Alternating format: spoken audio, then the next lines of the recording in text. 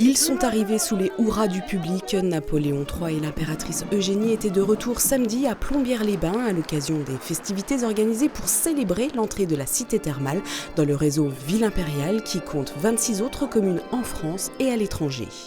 On avait reçu début 2022 le souvenir napoléonien qui venait passer un séjour à Plombières. Donc la Société d'art et d'histoire l'avait reçu avec la mairie. Et lors du dernier repas du dimanche soir, le trésorier est venu me trouver et m'a dit « mais je ne comprends pas, avec l'empreinte du Second Empire que vous avez à Plombières, je ne comprends pas pourquoi vous n'êtes pas ville impériale ». Alors je lui ai dit « c'est quoi ça, ville impériale ?» Il m'a expliqué et moi j'ai tendu la main, j'ai dit « topez là ». Et quelques mois plus tard, en octobre 2022, la ville obtient donc officiellement le précieux label. Le week-end dernier, près de 200 figurants en uniformes et costumes ont ainsi replongé les visiteurs du jour à l'époque du Second Empire, le temps d'une reconstitution de l'arrivée de Napoléon III et de l'impératrice Eugénie à Plombières, une véritable leçon d'histoire grandeur nature. L'histoire, elle est beaucoup plus compliquée maintenant à apprendre de façon livresque ou de façon universitaire. Donc c'est une porte d'entrée facile. Et de cette manière, ensuite, on peut aller beaucoup plus loin. Donc avec ces costumes, avec ces uniformes, avec cette musique, et puis aussi avec ces vieux métiers, on comprend la manière dont on habitait les choses et dont on vivait il y a 150 ans.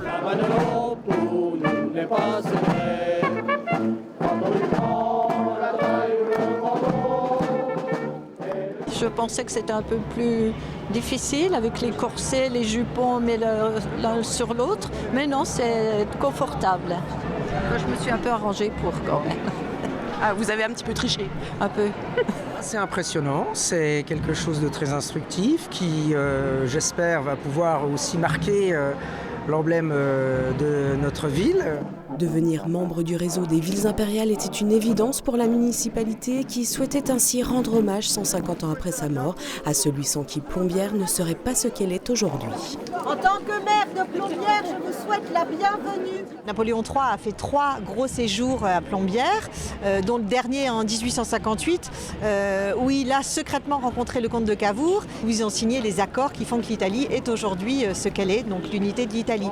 Et puis il a fait construire à Plombières des bâtiments comme les thermes Napoléon, comme l'église, comme les parcs aussi, nous les devons à Napoléon III. Un label supplémentaire pour la ville déjà reconnue petite cité de caractère qui compte bien attirer grâce à lui de nouveaux touristes férus d'histoire, impériale bien sûr.